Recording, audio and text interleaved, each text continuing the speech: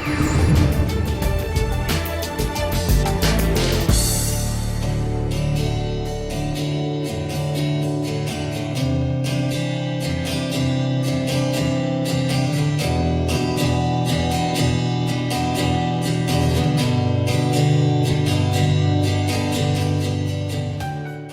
and gentlemen, good morning and a very warm welcome to the final day of the World Cashew Convention 2017.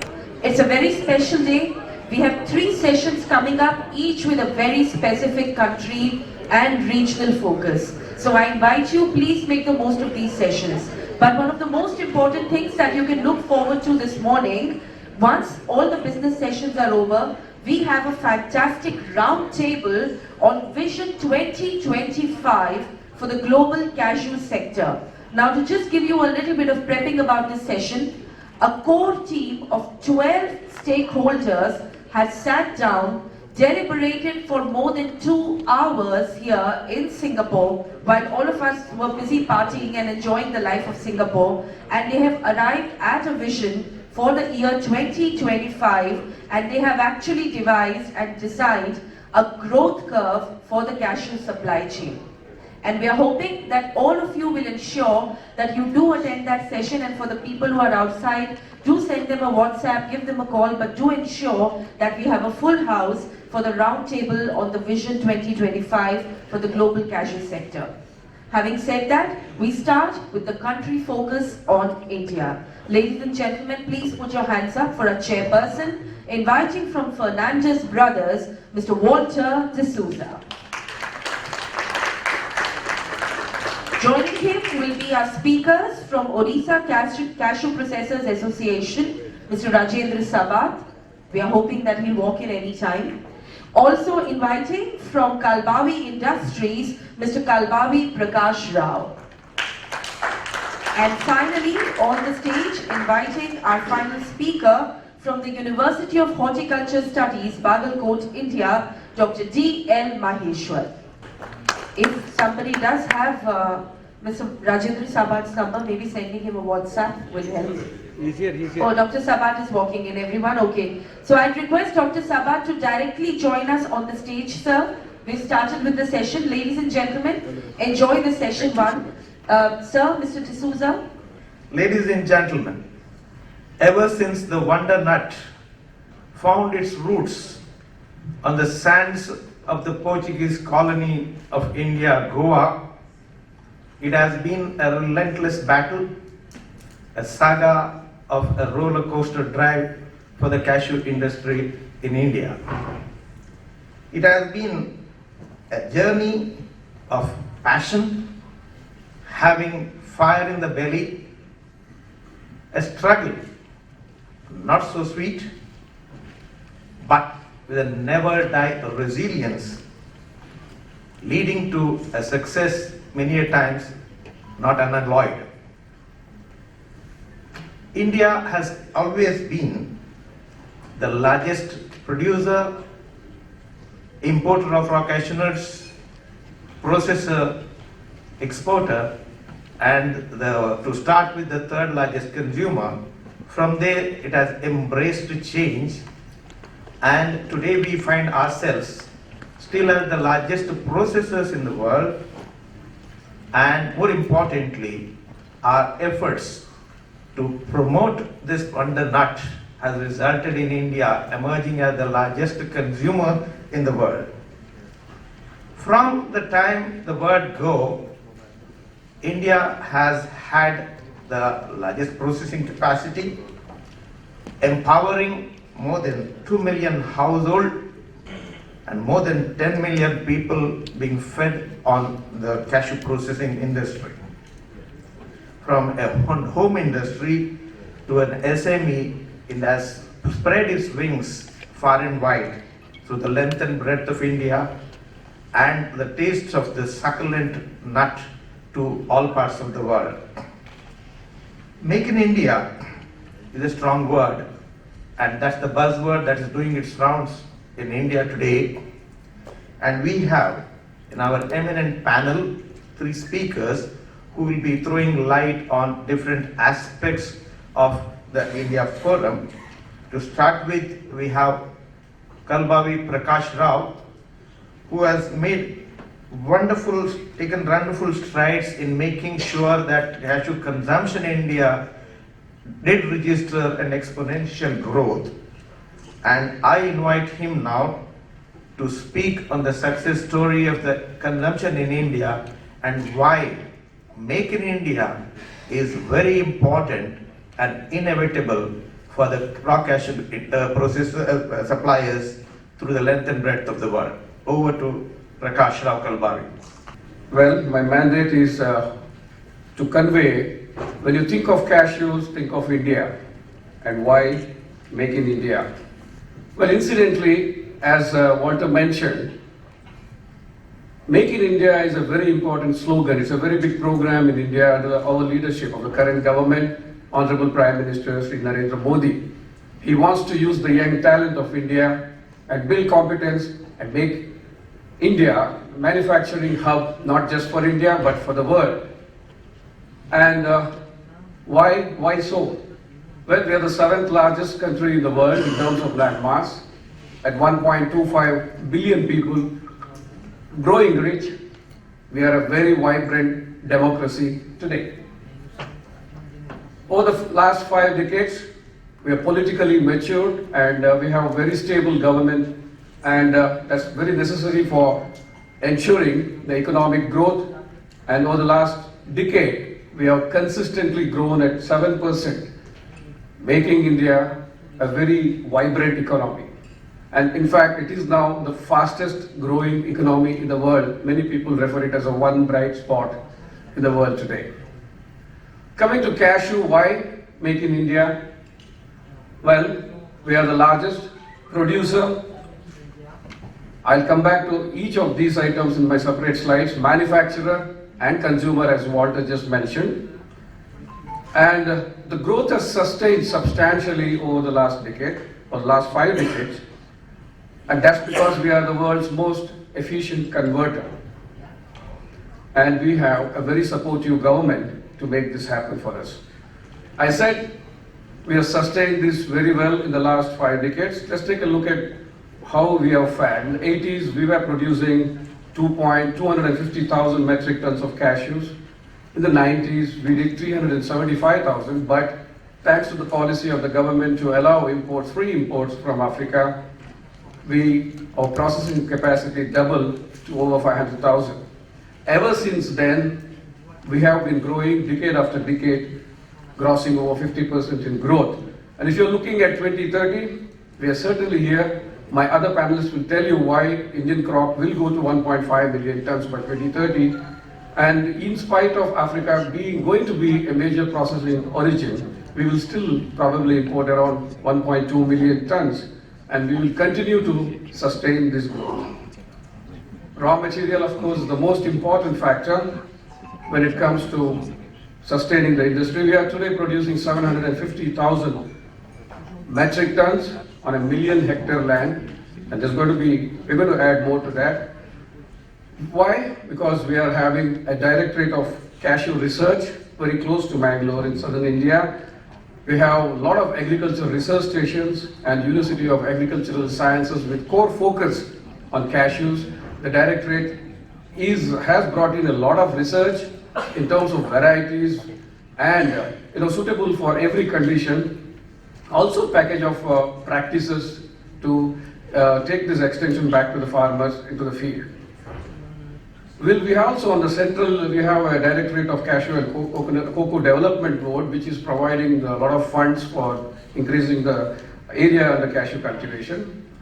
And we are today growing cashews in 17 states, almost a pan-India phenomenon now. We were earlier restricted to the 3 southern states of Goa, Karnataka and Kerala. But today we have cashew being grown in over 17 states. Well, our production is set to double, and we're going to deal with that a little later. And that's why it's a highly sustainable crop in India. Coming to the industry status, well, as I mentioned, we were only in 3 states 2 decades ago, but today we are now operating in over 20 states across India. and we have become a pan-India phenomenon in processing too. We have over 2,000 industries, most of them in the small and medium enterprise sector.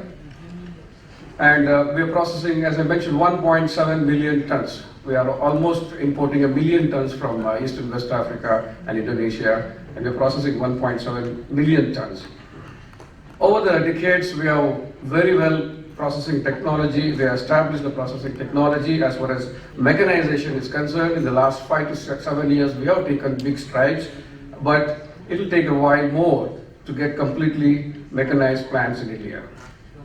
In terms of labor, we are employing 600,000 rural women in our industries directly, and over another 200,000 indirectly in the farm and other segments.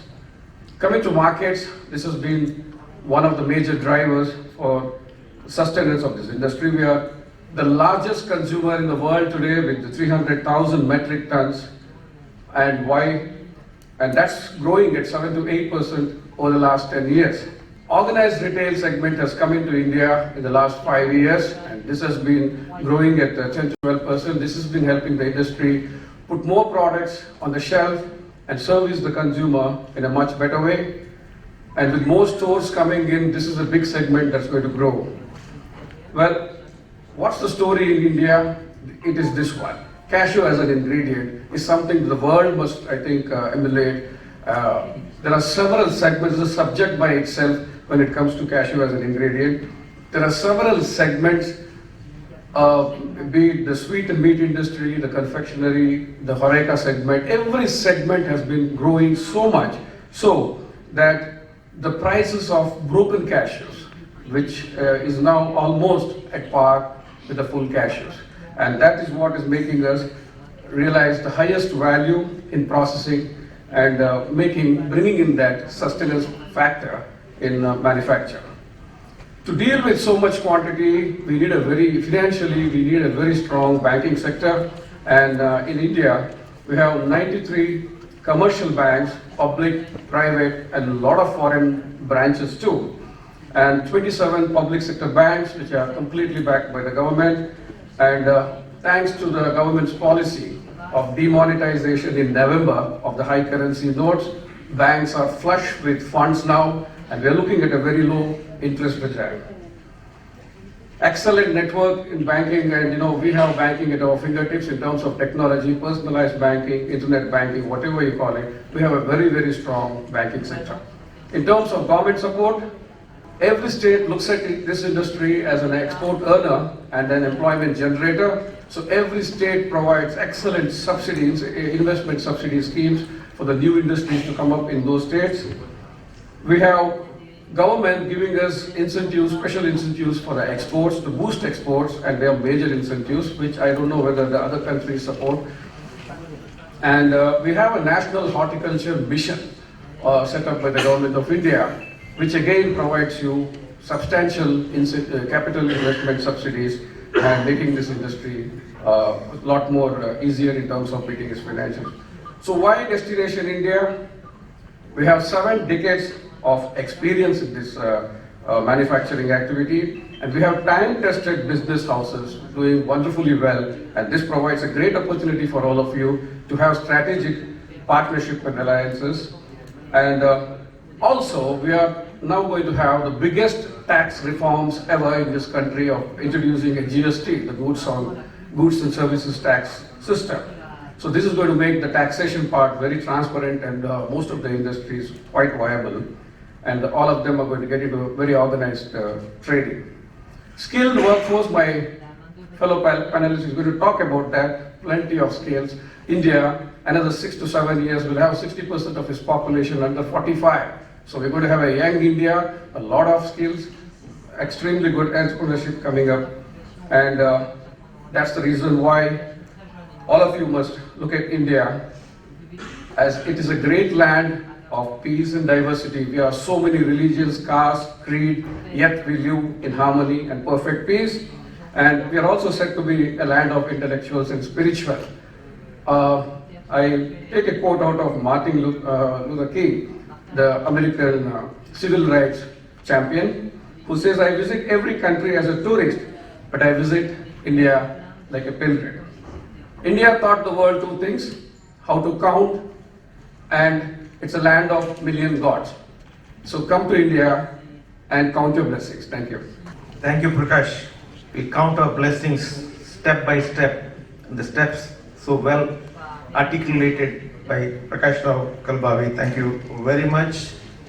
You have, in so few words and in a crisp presentation, given us the roadmap to India being the most preferred destination for cashew processing and cashew consumption. We also have a challenge, and we have to embrace change. India has to embrace change of doubling its production of raw cashew nuts, when the globe would need a production of in excess of 4 million tons. India has to keep pace with that as well. Now to go forward in the automation, mechanization, we need skills. And from the word go, India's growth story in terms of processing was primarily attributed to the skills of the manual skills of the Indian laborers, mostly the women folk. And we have in Mr. Rajendra Sabat, a person who has done a lot of work in HRD and skill development. And he will focus and throw more light on the skill development requirements for the cashew industry and what has been done and the way ahead. Over to Mr. Rajendra Sabat. Good morning to everybody. My most respectable, so to say, in the panel here, moderator, Mr. Prakash and Mr. D'Souza, they both are the teachers of me who could give some knowledge to share with you. So I will not do injustice to Portal India, particularly Cashew Inpu, Mr. Srivastava, Vinayak, the entire team for their confidence, and I have been associated with this organization since last inception. Anyway, very good morning. Though Mr. D'Souza told, because of the morning, so still people are awake. Anyway, we'll start the session. Why India is a preferred or favorable nation? So at least prior to that, what is Skill India? Now, why India is famous in cashew trade? So these are the things we will share within these coming few minutes with you. Thank you very much for giving me the opportunity to share my thoughts with you.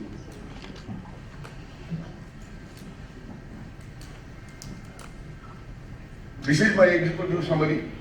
That is cashew timeline India, health benefits and cashew, cashew India facts and economics importance, cashew value chain, India way ahead, and India's need, skill and expertise. India Vision 2025.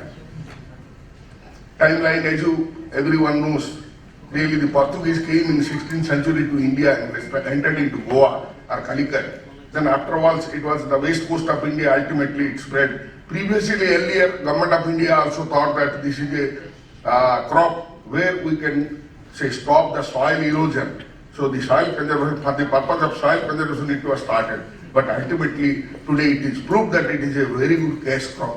So in India, now it continues to look like anything. And India is the first country to do commercial business with this cashew. They started export from Kerala. It's not that it's 10 years back. Around 100 years back, they could show to the world that India is one of the most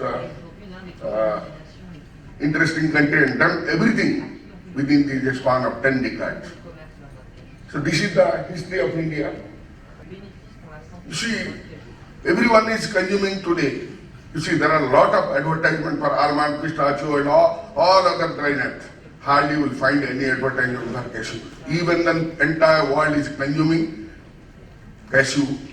Cashew is the number one snack for the entire world. Why? Because of the taste, because of the flavor, because of the color, because of its health advantage. So people are Really, some doctors earlier were telling, no, don't take cashew, it is cholesterol, it's fat. So God has created such a wonderful nut, where Mr. Srivastava and the team, they are working for two items I know pretty well.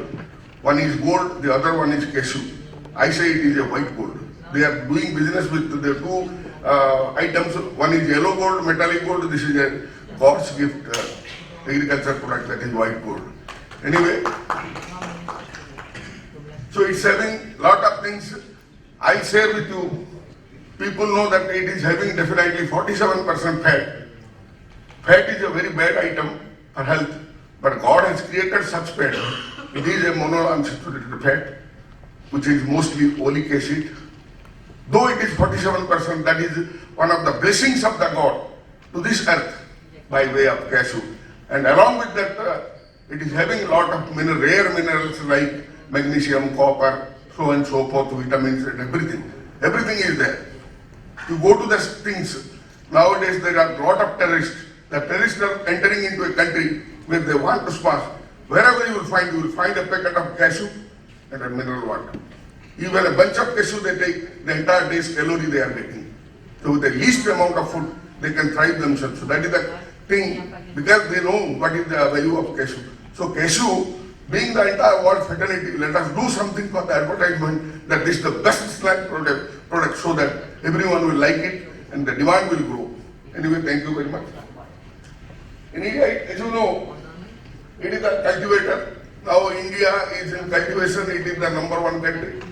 In production, it is number one country. In processing, it is number one country. In consumption, it is number one country. But we lost our export potential to Vietnam within the span of at least 7-8 years, or else India was also number one. Now today, India is superseded USA, consuming more cashew. Though it is a poorer country, we declare it is a poorer country to developed countries like US, even when we consume the highest consumption. So India has a very vast potential for it. Because it is thriving, the industry is thriving because of its domestic market. So there is no threat to India. No one can stop India from cashew business. But unfortunately, our production is not up to the mark. Though we are having around 1 million hectares of land, but unfortunately, as I told you earlier, Government of India has planted because of this soil erosion. Soil around 30 to 40% of the land belongs to the different government departments, by which hardly there are trees, and if at all any number of trees, that is, they are old and senile, they are 50, 60 years old, post-independence plantations. And unfortunately also, recently Government of India has taken a lot of steps, by which around 30% of other land have been developed within these last few years, which are yet to give production. So only the productive area is only, so to say, 0.4 million hectares. So that is why our production is so less. As Mr. Prakash told, it is 7 to 7.5, 75,000 tons we are getting. But we are importing cashew around about 9 to 10 lakh metric tons, mostly from African countries. But the quality of cashew, what we are producing in India is much better than you go to any part of India, the count will be below 200 and the yield will be above 52, 53. But nowhere in the world where you will get such type of beautiful taste, color and quality raw material. So what I hope Government of India now taken a lot of steps, and because of the farmers are getting highest amount in India, the Indian farmers are the highest paid farmers for cashew crop in comparison to other cashew producing countries. What is its economic importance? Simply I want to put forth with normal plantation, if you go for plantation, this is the only crop where there is least maintenance, least care is essential, least expense is essential, highest earning from this. So these things are already proved. The Indian farmers are now well aware of this fact, and everyone is going for cashew plantation. In normal plantation per hectare, generally 200 plants will come. With the 200 plants, if you go for the high-tech plantation, high-tech are the today's need, what we need. So all the countries, cashew growing countries, should go for high-tech plantation with intercropping, so that you can get the yield like anything. This is one of the best crop, where in any climate it can grow, in any soil it can grow, in any, with the least care, without any. Unfortunately, it is affected with only two diseases. That is, one is TMB, the other one is stem borer.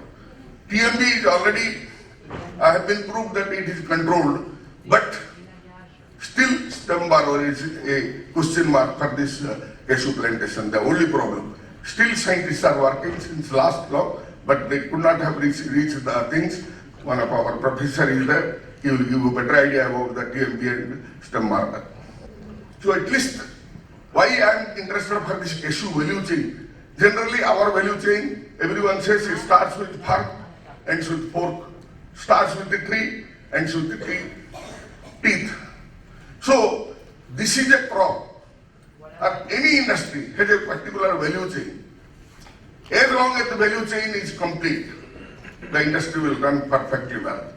And everywhere, the link, all the links should be properly joined so that the chain will run smoothly and there should be proper lubrication also. So then only this industry will run. So to make it more clear, I have prepared a linkage. This cashew industry is having two linkages. Any industry, it's a backward linkage and the forward linkage. The backward linkage, plantation, nursery and all these things, and forward linkage, the traders, exporters, packing material, everything.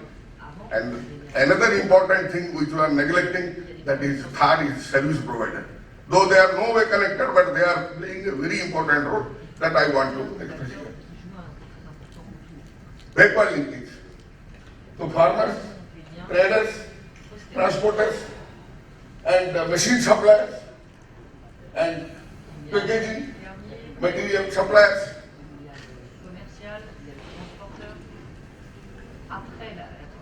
Then forward linkage, wholesalers, importers, transporters, retailers, and the ultimately consumers.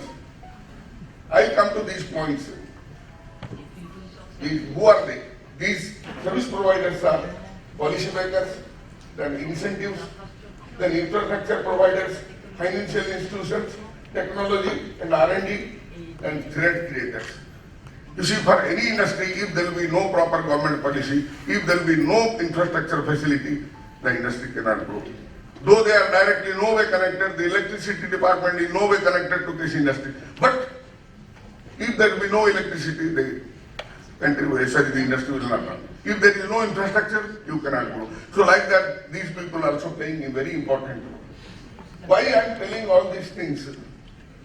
Because they are the part and parcel of the value chain. And fortunately, proudly I can say, in India, the nursery is the beautiful nursery. India is in the beautiful germplasm bank. India is in beautiful scientists, those who are working day and night. And India produces more than 200 varieties in due course of time. Where you are getting the highest yield.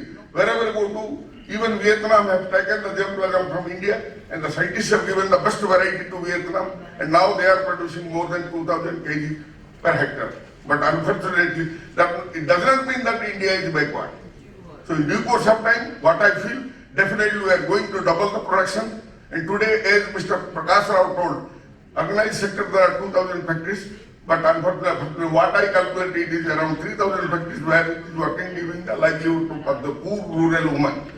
So this is the best industry, agro-product industry, and India, I mean to say, if you go to the nursery, India is skilled, full of skills, and lot of sources.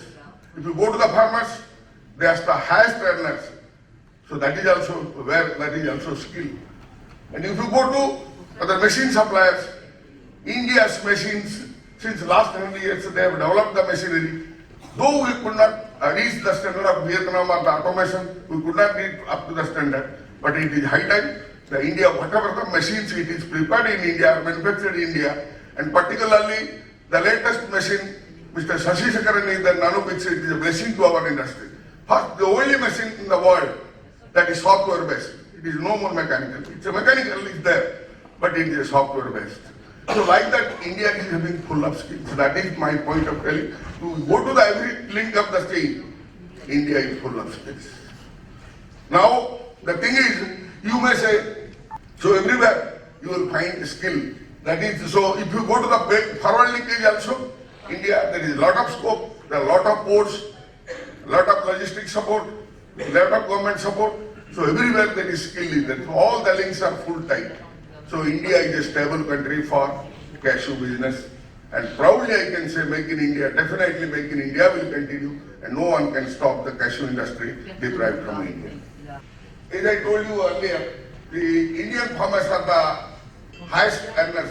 You compare to any West African country, how much the farmers are getting, whatever they are getting, they are selling it to India, paying transportation, taxation, logistics, everywhere, expense. Even then, India or Vietnam, whoever they are getting a lot of money. So, the Indian farmers are the highest payers, as I told you. It is what I calculate. Before 2025, our production instead of 87.5 to be immediately doubled within coming 5 to 6 years. So our production will be 1.5 million tons. So that today our need will be within 2025, India will be self-sufficient, what I feel. Because of the time constraint, I am not going to much detail. Looking at the potential of India and in R&D, availability of land, productive farmers, and domestic consumption, utilization of broken canals, export potential, commitment, India will continue to be the pioneer in cashew industry and will regain its #1 position as an exporter by 2025. Thank you very much and for your patient hearing and giving me opportunity to share my views with you. Thank you. Thank you, Mr. Sabath. Everyone agrees on one point, that the writing is on the wall and that the world needs more cashews. India is committed to having its own roadmap for growing more cashews within India as well as getting more cashews from rest of the world. We have in Dr. D.L. Maheshwari, Vice Chancellor of one of the 3 horticultural universities in India, who has done a lot of work and research on increasing the productivity of the cashew farming in India. And I'm sure his presentation will throw a lot of light to the rest of the world as to how, more than getting lateral with production, making it happen in terms of the productivity, which is the key to success in getting what we need in terms of the phenomenal quantities that we are looking at, maybe by the turn of 2020 and beyond. Over to Dr. D.L. Maheshwar. Last 2 days during the commercial tone of cashew industry, the commercial strength of the cashew industry has been elaborated. But nevertheless, I could able to get a clue that there are reflections for scientific farming. So unless the scientific base is properly been provided both for horizontal and vertical growth of this cashew crop in terms of scientific farming, it will not able to end up with any quantum jump what we are planning to make in another 10 years and 20 years down the line. As you are aware, especially in countries like India, now the agriculture slogan is double the farmer's income. Doubling the farmer's income is the mandate. Say it through bank, say it to institutions, say it to academics. It is that we have to enhance the farmer's income through any of the sustainable practices. So with that background, now all the investments, all the plans, all the programs and several crops have been addressed as to how we can improve the vertical dimension of the crop, say in terms of productivity. So I have a few things to share with you friends. This is about the cashew an overview which clearly depicts that the productivity in India is a concern, which is about 720 kgs per hectare. Now in terms of the doubling the farmers' income and doubling the productivity, this particular issue required to be addressed to. And as of the survey, with the available scientific tools, methods, technology, the potential could be up to 3 to 4 metric tons per hectare. So this is where the challenge lies before the scientific front, before the scientific farming community has to how best we can able to take up this issue of vertical development of the crop. We made a assessment of the the productivity of different states, and here again what we have observed in certain states like Maharashtra, it happens to be the highest, being recorded as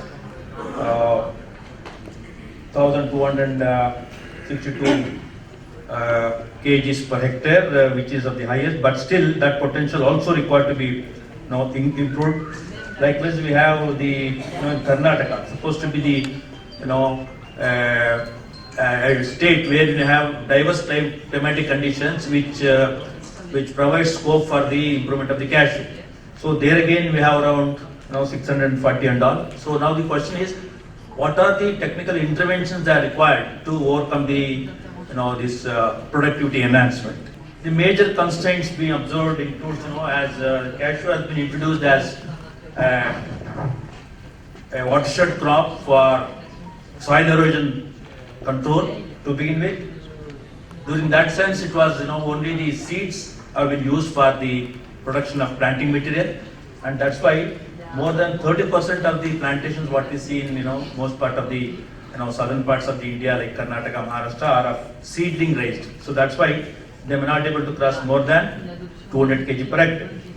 Likewise, the area, the cultivable area being used is mostly the non-fertile, which has never been used for any cultivation, since they are having a very marginal fertility.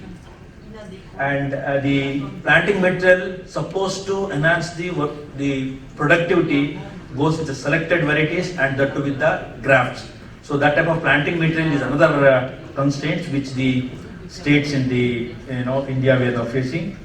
Then good management practices, though it has been advocated in the literature and will available in the research stations, but that is yet to percolate down to the farmers' field in terms of the good management practices. That's yet another constraint. And what are the processing industries? The capacity of the processing industries little more high than what is required, but now they need to be given a hands-on support by the government, so that over a period of time, when once they think of the enhanced productivity, they will be energized. So likewise, the cashew apple and the byproducts utilized again is inadequate. Then the remunerative prices, unlike any other crops, so this become a crop of not been grown by many farmers, but still this requires to be given attention about the providing remunerative price. This is not having so much of market spread when compared to other crops, other horticulture crops. And also there is nothing that like MSP or MIS operation for crops like cashew. That's why there's another constraints which also required to be addressed to. And most important thing is the inadequate and lack of organized farmers associations. Though India started with its cooperative movement, unfortunately it's never taken such a great root except in industries like milk industry, in certain crops like horticulture crops here and there. So such being the case, now the dimension of the farmers association, the dimension of farmers being agglomerated to such a stabilized situation that they can decide, they can develop, they can attend to the growth of this crop. So that is where which requires to be looked into. Well, due to the research intense activities across several institutions, be it about 4 or 5 in Karnataka, the varieties are available, more than about 20 varieties. And now we can see the performance of the varieties like being released from the Central Cashew Research Station, Ullal, Vengurla, and from Chintamani. They are doing well in southern parts of the India. And also likewise there are several varieties being identified for different parts of the states. Now the question is, there is with the available varieties, now it requires some specialized good management practices to ensure the higher output from these varieties. It's not merely the question of getting varieties. It has to be supplemented with a specific, good management practices so that the virtual potential of these varieties could be explored. These are the commercial lead varieties in states like Karnataka. This is Ullal 1 and Ullal 3. They fetch around 12 to 13 kgs per plant. That is the yield potential of that. But nothing much has been attended to the utilization of the apple. So that again, which adds to the value addition, and again it contemplates towards the improvement of the farmer's income. This is another new variety, UN50. Then Chintamani 1. Chintamani is the one recently established research station in Karnataka, which has come out with two varieties, Chintamani 1 and 2. Now these popular varieties, now they are in the field. They are now spreading across the non-traditional tracts of cultivation too. Yeah, the other constraint which required to be addressed to the production of quality planting material. Given a variety being identified and being developed through several breeding approaches, now it is the time for us to look into the propagation. We are supposed to go for the grafts. The number of grafts which are being produced, they do not able to cover larger area. They will be compact. They will be highly productive. They are resistant to drought. They can combat the any adverse conditions. So that's why this particular propagation of activities is being intensified with specific research in our universities. And the only issue is the question of its large-scale multiplication. Now we are thinking under the Skill India development whether this could be an activity which rural youth could able to take at the field. This is one new technology being adopted in our university. We have gone for this high density planting up to about 625 plants per hectare. It's doing well. Now the apprehension is with this high density planting, it calls for a lot of maintenance. Nevertheless, we have also these techniques of canopy management over a period of time, thinning operations over a period of time, and unless the unit productivity is improved with this technique, I doubt that the productivity of the cashew could be enhanced. This is one most important activity. With the given selected best variety being adopted in the area, adhering to this high density planting, we can certainly enhance the unit productivity of the crop. So this anyone can see in Bangalore. Now this attracted several farmers. Farmers were growing mango, farmers growing guava, papaya, etc. Now they have turned out to this cashew crop. Yeah, moisture is yet another approach for this tropical plains and in plain areas where with the soil trenches, mulching, and this is the routine practices which have been adopted. But now the university is trying with new soil adjuvants like that of biochar and hydrogen. So these are the recently formulated organic molecules which can conserve water to the 20 times than what has been provided in the regular farm. With that, we can ensure the plants being managed during the adverse summer conditions too. So this is another studies being done, and we are also advocating this particular practice to the farmers. Yeah, rejuvenation. Since the plantations are over 30% with the seedling oriented plantations, and that to the under the DCCD programs, government of Karnataka has generated a lot of area being covered with the this seedling cashew, and they need to be now taken up with the rejuvenation.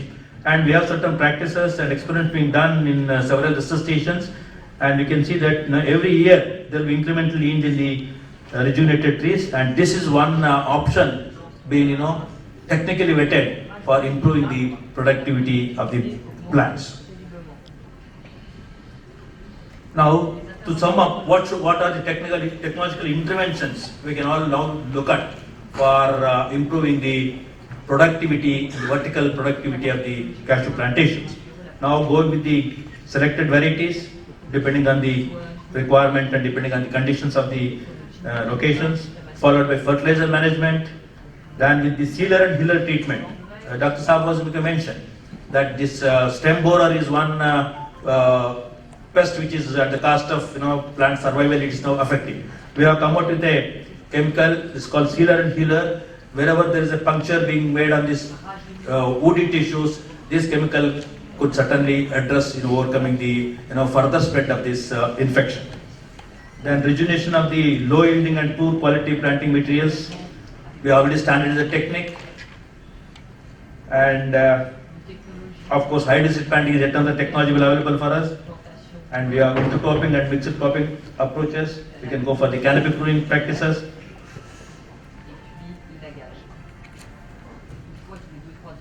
And the farmers are now interested for this new crop. They have been, getting into the adoption of cashew crop. This is where, some of the farmers, they substituted from mango to cashew, which they are very happy. This is again in a non-traditional area. Yeah, university has come out with a new approach of, isolating a specific location through this GIS approach.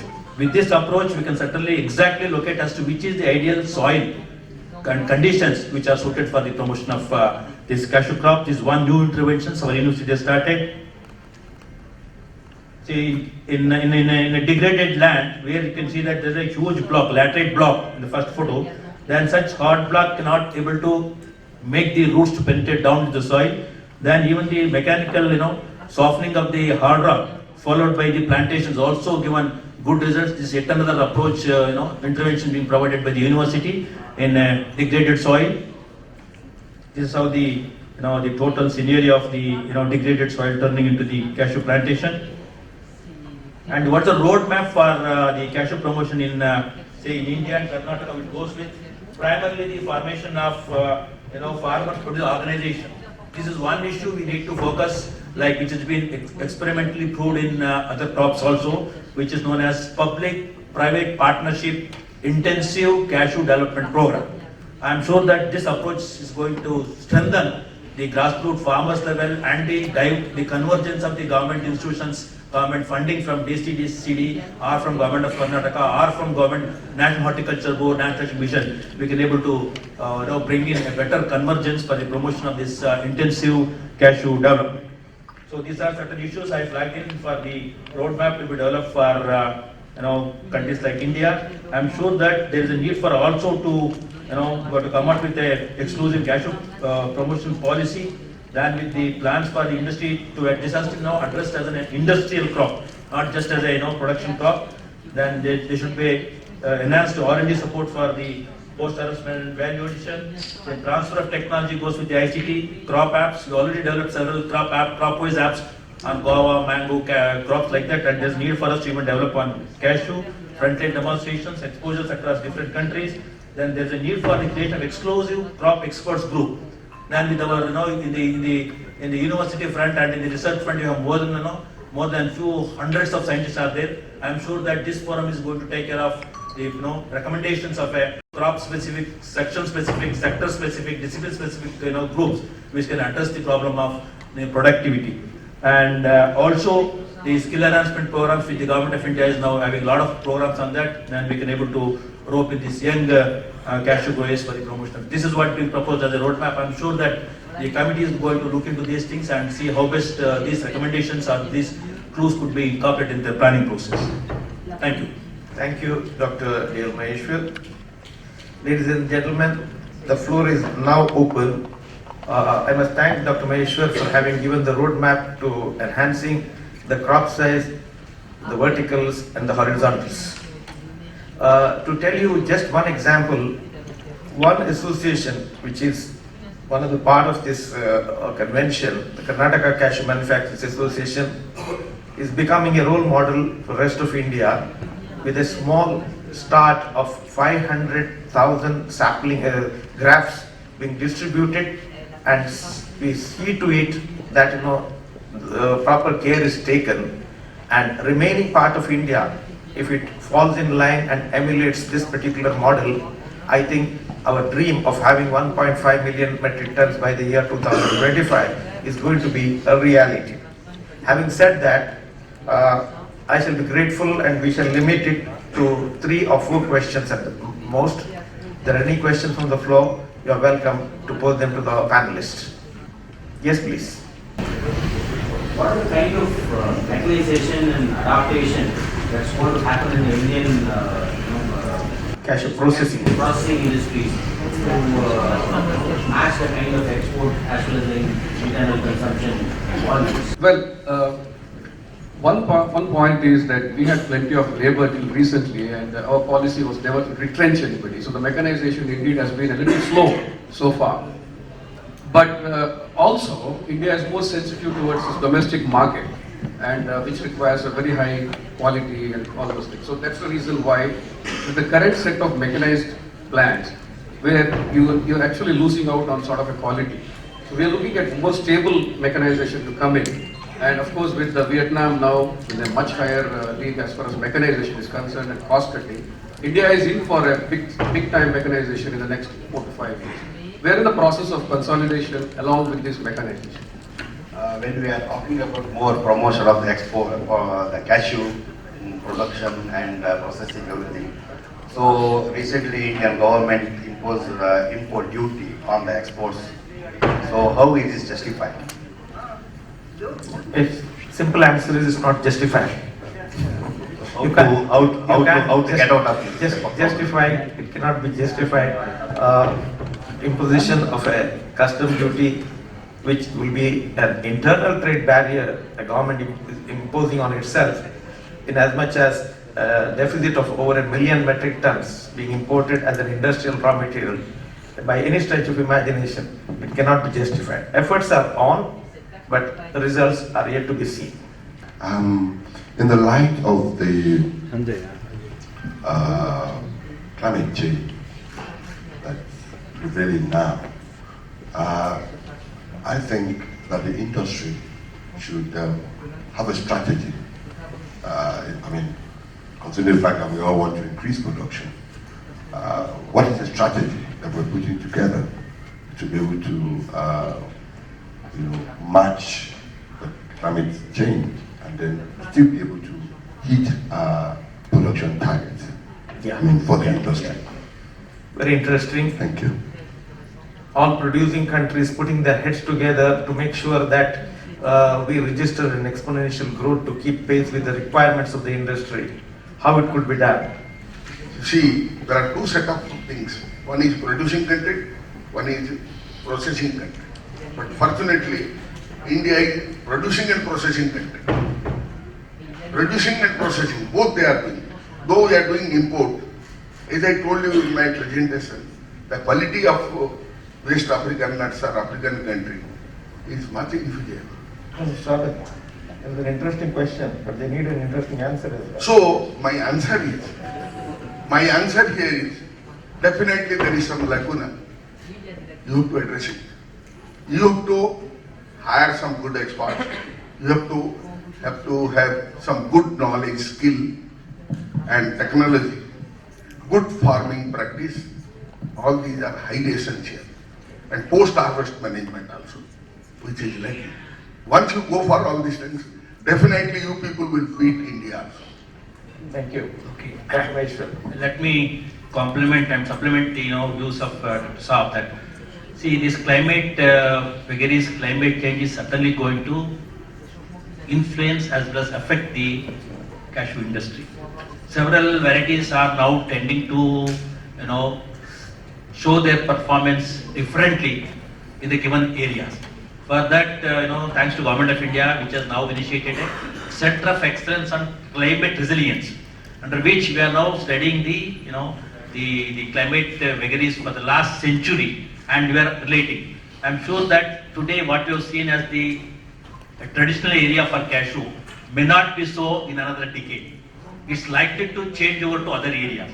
So that is what a trend we have seen in certain crops like grapes, pomegranate, sapota and all. So I'm sure that same tendency is also going to occur for crops like cashew, and let us all be ready, get ready ourselves to see to that even the non-traditional areas are also going to be covered with crops like cashew.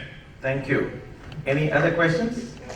Thank you. We are winding up. I think the name of the game is the theme of this convention, embracing change, and gone are the days where industry could say that production of raw cashew nuts is not our baby.